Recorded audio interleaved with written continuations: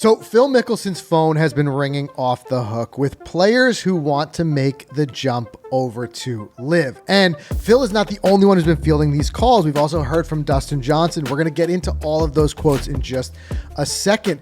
But it does make me wonder, why would a lot of these players not want to come over to LIV? You're going to see when we read off some of these numbers in just a second about some of the money that is being thrown around that will just blow your mind. But ultimately, what we want to accomplish here is I want to dig into some of the facts that have kind of come to light over the past couple weeks that make me truly believe, and we're going to talk about why, but I truly believe that this deal between the PGA Tour and LIV is going to fall through. And I think that the PGA Tour is going to find that same $2 billion investment elsewhere, allowing it to continue to operate and compete against LIV. Now, let's dive into this here, Mike, because a lot came out from the Miami event for LIV, the end of the season, and that's when players were really pressed on what's going to happen. Right. That's where we got this quote from Phil Mickelson. So he was asked, do you think more PGA Tour players will come over to LIV? And what Phil said was, do I think that? No, I know that's going to happen. And Phil went on to say, when players look at LIV, they're wanting to be a part of it. The question is, how many spots are available? There are a lot more players that want to come than there are spots. I've been fielding calls, as we all have, from players that are LIV free agents to PGA Tour players to DP World Tour players that want to come over. I find this to be very interesting. Sure. First of all, just the idea that Phil is acting kind of as an agent here, him fielding the calls. I think he threw in there the as we all have, so that he doesn't have to be like the only one who's being the proponent of it. But the question is whether or not we believe it. Plus, who are the caliber of players? It could be anybody. Names we haven't heard of to maybe a handful of some big names. I don't know. But I truly believe that there's one big name that's still on that fire. You might be thinking the same guy here. We'll talk about that in a second. But he's certainly not the only one who said this. Also, Dustin Johnson, similarly, he said, there's been quite a bit of interest. Each team is going to differ. We'll get more into that in the offseason once we're done after this week. He was talking about that at the finale, which makes me really believe that over these next couple of months here, this kind of winter offseason is when we're going to see some of the biggest announcements and changes. Don't forget, what we have looming is this framework agreement deadline that was for the end of the year, December 31st, where something had to happen. Now, what I find so interesting, and you guys can weigh in the comments and let me know the same if you feel the same way or if you differ, let us know. But one thing that I find interesting is since that initial shock announcement from the PGA Tour announcing the merger that kind of blindsided everybody. No one even knew these talks were happening outside of the highest ups at the executives. And I genuinely believe that. What's that? That they were all surprised. I genuinely believe that every single one of them is surprised. What I find surprising is since then, there's been little to no communication at all from either the PGA Tour or on the LIV side. In fact, even I think a lot of press are just trying to get someone to speak out and to answer something. They recently pressed Greg Norman saying, about what do you know about the framework agreement? And Greg said, I'm not involved with the framework agreement. I'm just over here running and operating LIV. I didn't need to be involved with the framework agreement because success was happening here. So what, and again, this is something we're going to kind of go into more and more as we unravel this. It feels a lot like on the LIV side, they feel like, hey, things are fine over here. We don't need this agreement. We don't need this to happen. And because of that, they don't have any reason that they need to dive into it deeper. Proof of that is what we're going to talk about in a second, is a lot of these players coming out saying that they're getting what they finally wanted, which investors in the teams, people who are open and willing to start purchasing some teams. I think I'm curious to hear about that. And as well as you mentioned, PGA Tour maybe getting $2 billion. I'm curious to hear about that as well. But what I want to know is, basically these LIV teams, they say things are all fine and things are all great. There's a lot of success here. I feel like that's not almost accurate because I think the huge thing dangling is the world ranking points. Yes. I feel like that's the missing piece of the puzzle for them. I think that is the biggest missing piece of the puzzle, but I think there's another missing piece, and I think that's viewership and outside sponsorships. Yes, people who care. I think that there's. I'm very interested to see when the ratings come in for this most recent, like the Miami, the year-end event, right? Because ultimately they still have a rankings problem, but they have a viewership problem. I think there's no doubt that there's some of these quotes that need to be looked at with a bit of, a little bit of a cynical eye of thinking, how much of this is self-promotion? Yeah. How much of this is them trying to speak it into existence? We're going to get into some of the quotes in a second about what the guys like what Bubba had said about investors and stuff like that in the teams. But what I find so interesting and why I think it's another further evidence of why this agreement, this merger is not going to happen, is that we've heard really nothing more from the PGA Tour. We've heard nothing that would say that any type of outline of where we're at. Don't forget, we are now a month and a half away from the deadline approaching. Yeah. We've got no real formal update, nothing like that. If anything, we are seeing indications in the other direction, indicating that this deal is going to fall through and you're going to see some alternate deal. The biggest indication of that to me are these other potential investors who are coming through. So there's been some rumors and in a lot of ways, very validating rumors, I believe, because I think that these are stuff that it doesn't seem off the wall for some of this to happen. But there have been some rumors that the PGA Tour is out there behind the scenes. And this is probably why we're not hearing a lot forward facing, because I think there's a lot of scrambling that's going on in boardrooms behind the scenes. But there are these rumors floating around that there are other investors who are interested in coming in and filling the potential gap that would be left by this agreement falling apart and them no longer having a financial backing of the PIF. Two of those that make a lot of sense are Endeavor and Fenway Sports Group. Okay. So to give you a little bit of background on this, Endeavor, they recently acquired WWE and the UFC and merged them together to create TKO Group Holdings. So they're clearly in the business of purchasing and, in a lot of ways, merging and running big, big sporting outlets, right?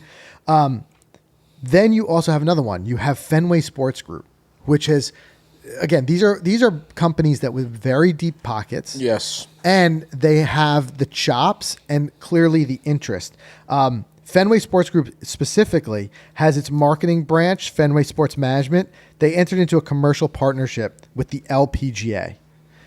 Also, we've heard, and we talked about this here on the podcast before, they've had some interest, and I don't know if the deal was finalized yet or not, but actually it might have been. I think they acquired the Boston-based franchise in Tigers League, the TGL. Okay. So strong ties already in golf.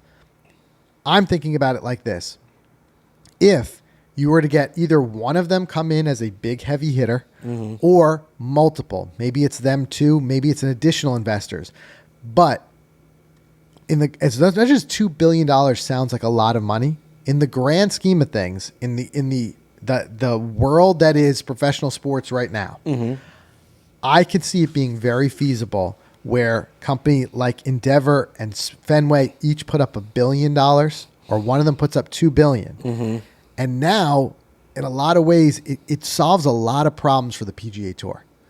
Because the PGA Tour, what are their biggest problems right now?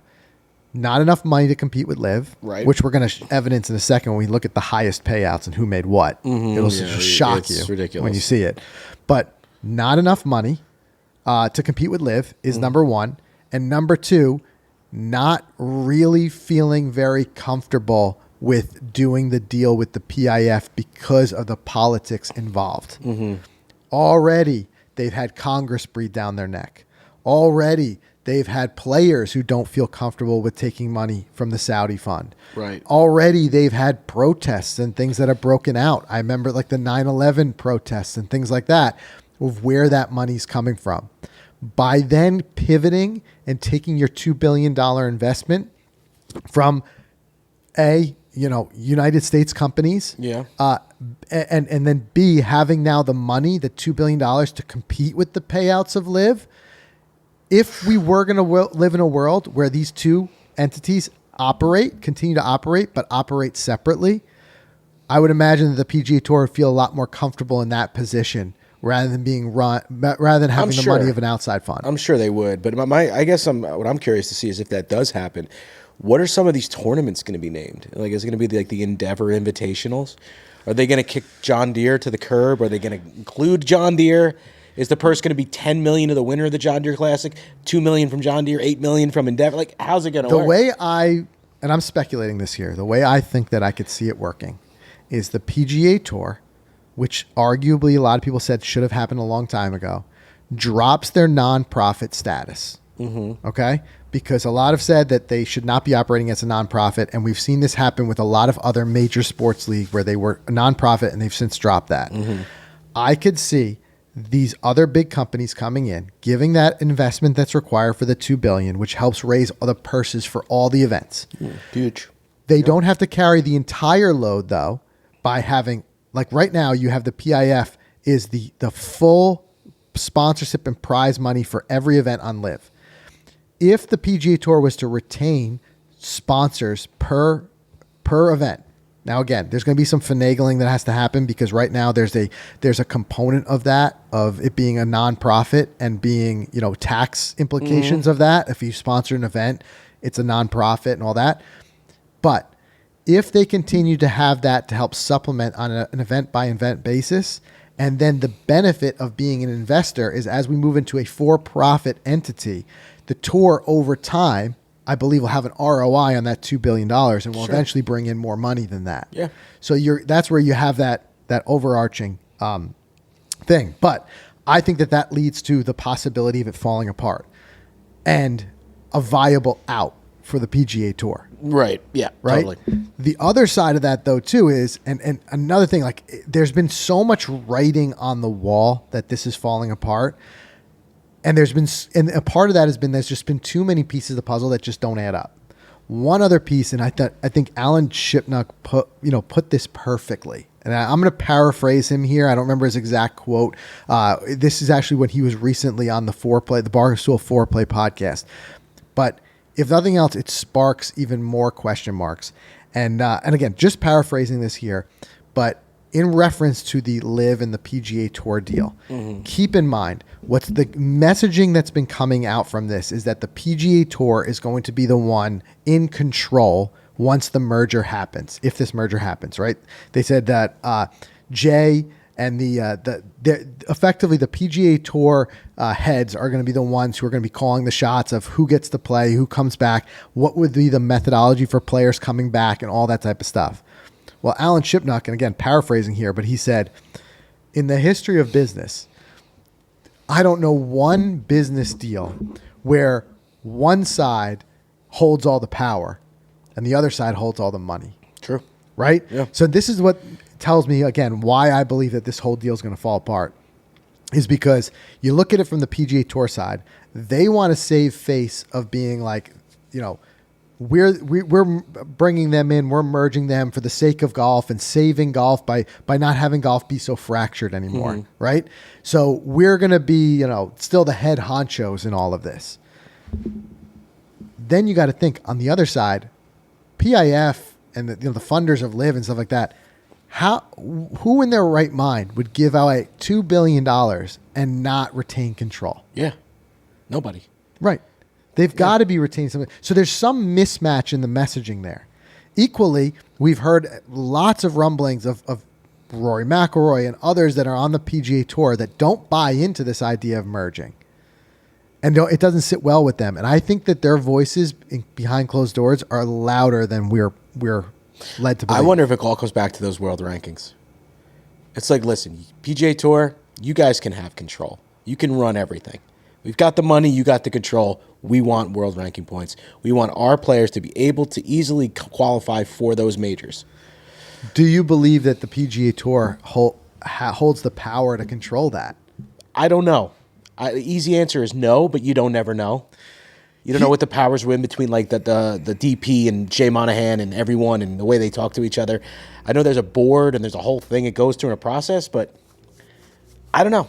Well, I mean, here's the thing for me. Like, I want to just go back to the thing that Phil had said about players making the call and wanting to come over, right? Because I think this is an important point to make. Effectively, if the players do start to make this turn and express more interest in playing for LIV, then what we have here is a problem that the PGA Tour almost can't avoid, right? So this is something that just absolutely blew my mind. Scottie Scheffler was the #1 earner on the PGA Tour for this year. Crushed it, right? Crushed it. Multiple wins, countless top tens. Almost, we could say in a lot of ways, like a record-setting season when it comes to earnings. And Scotty made $21 million in earnings on the PGA Tour. Now, we're not talking about anything with sponsors or anything like that. We're talking about your on-course earnings, $21 million. We live in a world now where Scotty can make $21 million, and Taylor Gooch made $35.5 million in earnings on playing for LIV. In 13 events, right? Or the whole season. Yeah, the whole season. Yeah. The disparity there is staggering. And I understand that there's a lot of players who said they're not playing for the money, they're playing for the prestige and all that type of stuff. But that's got to turn some heads. Even if it doesn't turn the heads that LIV wants to turn, if you don't pick off a Scottie Scheffler, right? Yeah. But there's some guys who are going to be in that middle of the pack, your Taylor still Gooches, bigger names, who are going to be like, what am I doing over here? Right. So I combine this with the idea of, if LIV players or players in general have to be looking at this formula and saying, if I go to LIV, I can make more money, i.e. Taylor Gooch. I can play in the majors still, as of right now, as long as I qualify. There's a little asterisk there. They're still having to qualify. Right. But I'm not banned from playing in the majors. I can play in the big events that I want to play, like the Ryder Cup. President's Cup is a little bit of a different animal, but the Ryder Cup is arguably the one that more of them want to play in, right? As evidenced by Brooks Koepka. Harder, yes, harder to get in the Ryder Cup. You got to play well in the majors right now, absolutely. But that, and on top of that, the fourth and biggest thing is that the PGA Tour has effectively validated LIV by announcing this merger, and ultimately the tours are coming together anyway. Right. So if I think, quickly sum that up, I can make more money. I can play in the majors. I can play in the Ryder Cup. And eventually these tours are going to be merged anyway, if we believe that. There's very little reason. Where do I sign? Right. So now I go back to, and I'm looking directly at Jon Rahm right now. Here's a guy who back in the summer was, and these were, the rumors were out there from multiple sources, that he was offered $400 million to come over to LIV. At the time, there were still all those things I just said were all still question marks. Right. We were going major by major. We didn't know if these guys were going to be able to play. The Ryder Cup, we had no idea if they were going to be eligible to be in that. In fact, we even saw Henrik Stenson stripped of his Ryder Cup captaincy just because of LIV. So at the time, and what Jon Rahm had said at the time was $400 million is not going to change my life. Okay, I know it's whatever. It's a lot of money, but a guy like Rahm, he's basically indicating in that statement that money doesn't matter as much to me. I have enough money for me and multiple generations after me to live comfortably. I don't need the money, right? That was a time when guys like Rahm and some others were standing very strong in their convictions with the PGA Tour. Now that the PGA Tour has secretly done this deal, kind of like undercut you who was trying to back them up, and you have all those other things have played out. The Ryder Cup has played out. The majors have played out. You got to wonder, is he one of those guys making those calls to Phil Mickelson? Yeah, I would put him on the top of my list for sure, because he's never talked against it. LIV. Right. You know? He has said the most strongest thing he's ever really said was back there in the majors saying like, listen, that much money's not going to change my life. Yeah, right. He goes, he was more so indicating that he was playing for that prestige of like where he wanted to play and the mark he wanted to leave on the game. Right. He also was talking about Sergio needs to be on the team, right? Didn't he go down that path? He was big backing Ryder Sergio for the Ryder Cup. I think it becomes a point that if the suspensions or whatever are lifted and these guys can jump tours, there becomes almost like no reason for them not to effectively unless there's a moral component with the PIF and players not wanting to take that money because of where it's coming from Saudi Arabia. But that would be almost the only lingering thing that's left. But there's some other big news I want to dig into in just a second. I want to talk about specifically what Bubba Watson said and about the possible investment and people buying teams, because that's another big component. Yeah, that's interesting too. We got to dig into that in just a second. And I want to just talk about some of the other quotes that come up of players indicating that basically LIV's not going anywhere. But I think it ultimately all still leads to my firm belief is that LIV probably is not going anywhere, but I don't think the merger's happening. I think we're going to live in a world where you have the LIV and the PGA Tour operating separately and competing for players with ever increasing payouts that ultimately all the players are going to benefit from because they're all just going to make more money over this. Right. Let's do a quick word from our sponsors. We're going to come right back and we're going to talk about what Bubba Watson said about investment in the teams. All right, guys, we're excited to share with you some exclusive opportunities from Titleist, but to be a part of them, you have to join Team Titleist. Team Titleist gives you access to opportunities like prototype testing, which we just went through, some little white box testing. Some exciting things for sure in there. And the cool thing is that you can be a part of that as well. They also have special events. They have limited edition gear with Team Titleist and so much more. So to be a part of it, the best part about it is that it's free to join. You just have to sign up. Join us on Team Titleist. Go to Titleist.com/Team Titleist. It's one word, Team Titleist. Join Team Titleist. There's some really exciting things on the fire you're going to want to be a part of. And you guys know us. We play golf all the way through. I mean, if there's no snow on the ground, we're out there. I mean, it may be a little cold, but we've got what it takes to conquer that cold. And you can conquer it too with Thermo Series from FootJoy. It's the most advanced apparel layering system in the game of golf. Thermo Series offers a range of distinct layering pieces for different conditions it's designed to be worn all together, which is great. You can layer up and then you can kind of delayer as you go along in your round. Maybe it warms up as you get to the turn and you're kind of removing layers to continue to play. I mean, it allows you to effortlessly swing through the ball. It doesn't restrict you. Yep. You're not wearing Gore-Tex out there. I mean, the material that is used in Thermo Series is by far the best in the game. It's technically advanced gear, keeps you warm, keeps you comfortable. Go to FootJoy.com, check out Thermo Series, and as the day evolves, you can evolve with it.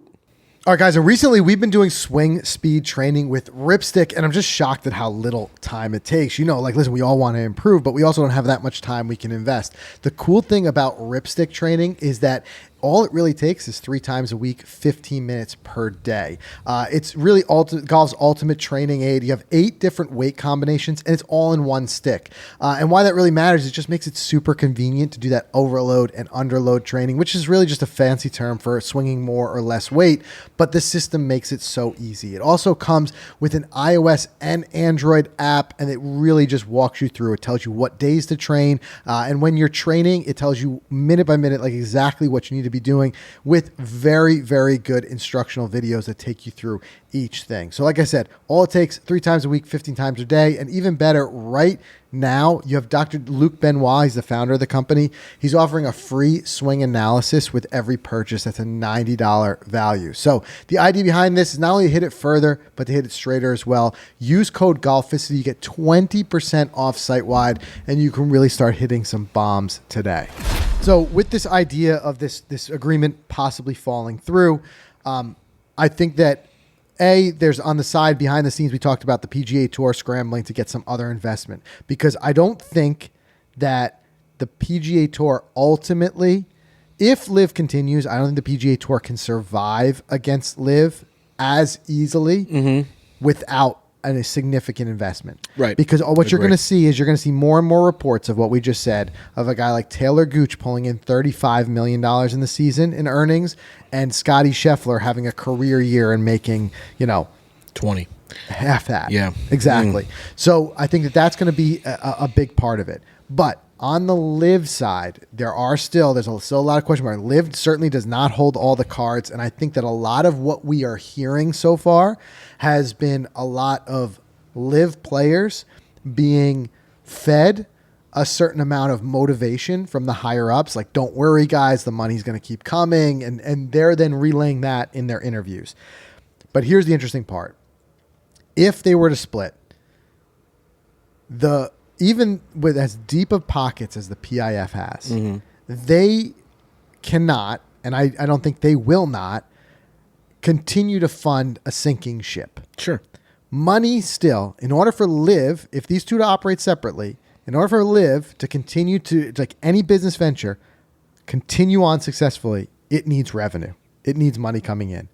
And we know that, we're finding more about the broadcast numbers as they come out, but they're not selling a lot of sponsorships yet. They're not running a lot of commercials. The CW deal that they did is not super lucrative. The tickets aren't there yet, right? The other big piece of the pie would be what they ultimately want is investors purchasing the teams and some outside investment. So it doesn't become that the only pockets that we're pulling from is the PIF. So what Bubba Watson recently said is he said that this is his quote. He said, "We've had anywhere from 10 to 20 people have asked to buy the Range Goats." That's Bubba's team. He said they were there in Singapore. And then after Singapore, the floodgates opened and there was even more. There's been talk this week. I met with people this week. And then that's where, like I said, DJ has said something similar. There's been a lot of interest. Do you believe it or do you not believe it? I believe it. I'm just trying to wrap my head around what's the money for, right? So now this team, the Range Goats, pulls in, I don't know. What would be the investment even? 50 million, 20 million? Well, and again, I don't know. I don't know what it's valued at. Fluff, right? And how much is true? But and I haven't heard exact numbers spoken, but I've heard players saying that they've had massive valuations for their. I was going to say, what can their valuation even be? Right. So if the Range Goats pulled in 50 million in earnings over the season, Taylor Gooch is on that team. Yeah. Majority of it was him. Whatever. Let's say it's 50 million. Right. That means if the Range Goats get a $10 million buy-in, right? Then they're selling 20% of they're valued at 50. Let's just say they're valued at 50. Yeah. They're giving away 20% of their equity, but like, what are they doing with that money? Now are they hiring someone? Are they becoming its own entity, the Range Goats? Are they going to do a full-on marketing campaign, hire people behind the scenes, and grow it as a mini brand? Is that what that's for? Ultimately, what I believe that they're following is very much the Formula One model. Okay, right? Which I don't know too well. So you have teams that are owned by either individuals or investors or otherwise. Right. And then those investors, the way that their return on investment is that they take home a portion of the winnings that come from winning the races, and they take home a portion of the sponsorships. That's why you see on a Formula One car, they have multiple sponsorships and things like that. Yep. So for this to be lucrative for an investor, there needs to be either the teams have to start picking up sponsorships that the investor gets a portion of, and B, the investor would have to get a portion of the winnings. However, here's where we're running in this kind of like this circular argument where somehow the prize purses cannot continually to be funded by just the PIF, because let's say you're an investor now and you get a portion of the winnings, but the earnings are still all coming from the PIF. Ultimately, the PIF is still the thing that holds it all together. Right. They're the pin that holds it all together. Right. Because if there was no PIF investment, there would just be no LIV at this point, right? I mean, think about it. Even if you invest in a team, be like, I just want some of that PIF money. And when my team wins, I get some of it. Yeah. It still hinges upon the PIF putting all the money in for these guys to take it out. Would you invest in as a major corporation with this questionable of a league? No. Right. That's the thing. There's still too many question marks for me. Also, there's too many question marks when it comes to the politics and otherwise behind it for U.S. investment.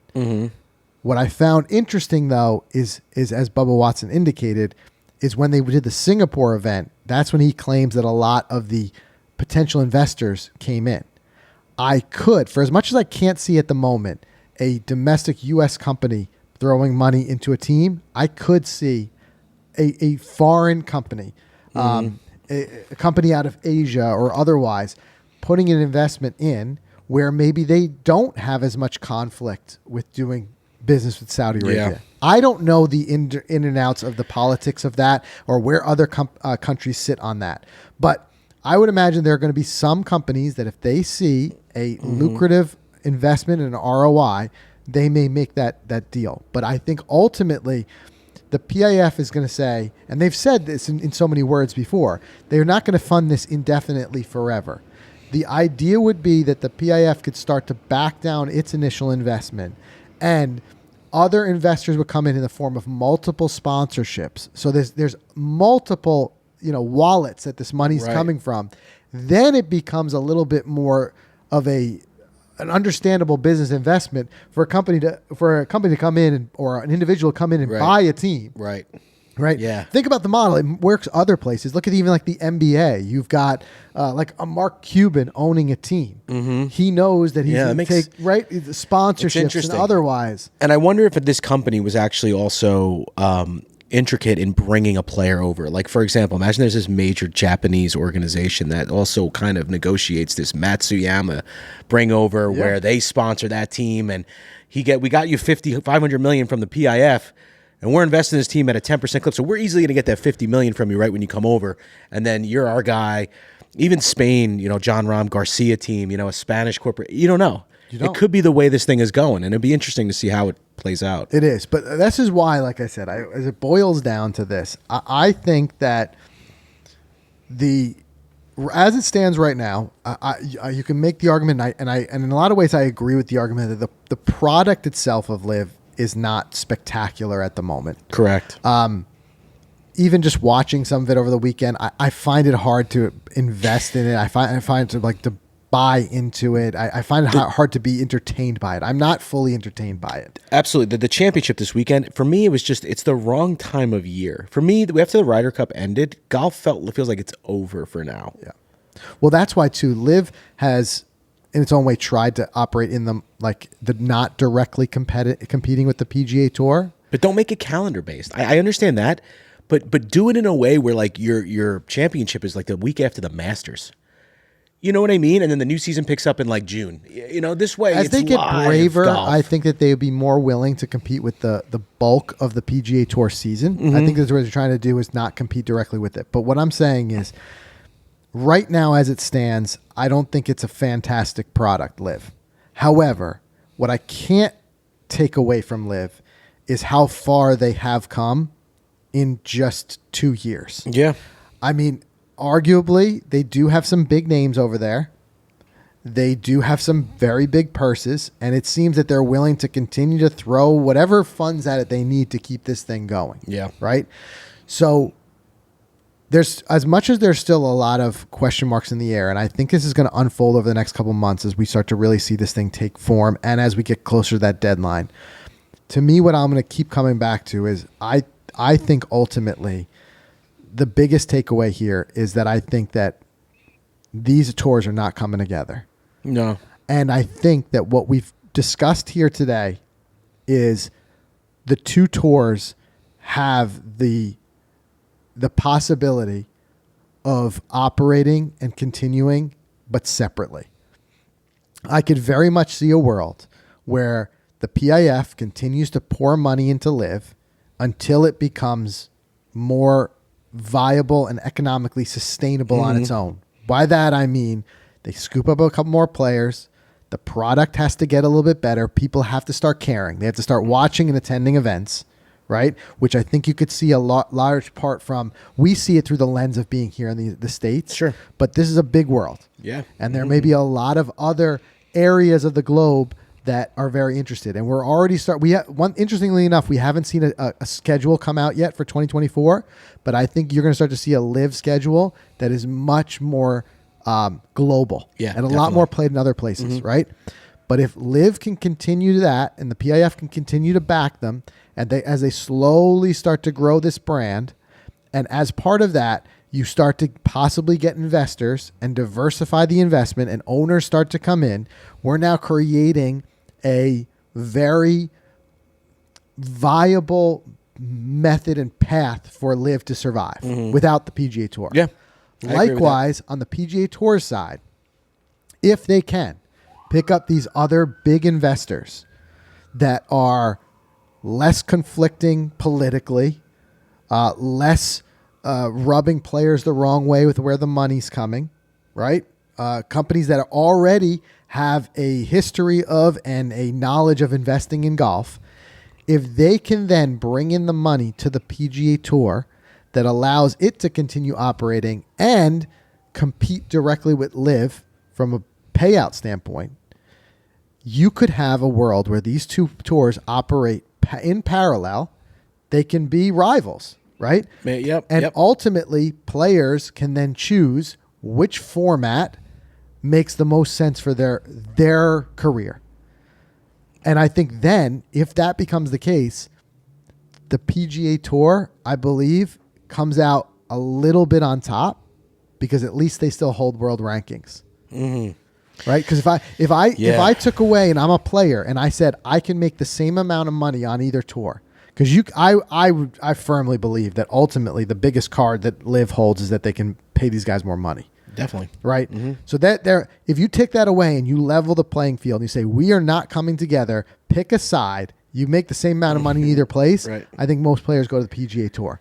Especially because so many players are saying they were going to LIV because they wanted to play less but make, you know what I mean, be with their family more. Well, LIV just keeps expanding its schedule. Yeah, exactly. 15, 16 events. Right. It becomes a point like, where you're playing just as many, if not more, events over at LIV. Yeah, Right? that's true. So if these two operate separately with the same amount of money, I don't know. I think that the PGA Tour still holds a little bit of an advantage, but it's proof that I think that they can exist separately but equally. Yeah, I mean, they definitely can. And I got a funny little hypothetical for you. This is the $1 billion hypothetical.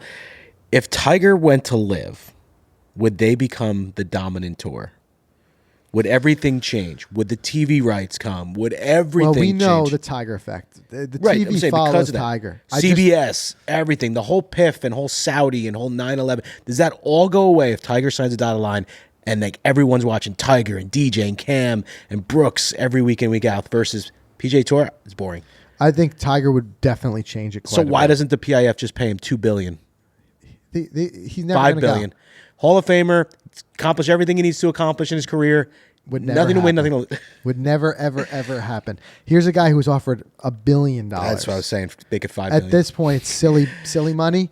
I think what you will see is Tiger's continued more investment on the PGA Yeah, Tour 100%. side, both from a leadership role and also from a forward-facing role. But the PGA Tour can't, though, put all of its weight into like relying on Tiger. I know. It has to have other ways to do this. Sure. But I think that the two can operate separately. What I do think, though, is that the PGA Tour took one major a weapon, so to speak, out of its arsenal. The PGA Tour spent countless months when LIV first announced trying to invalidate LIV, in every possible way, right?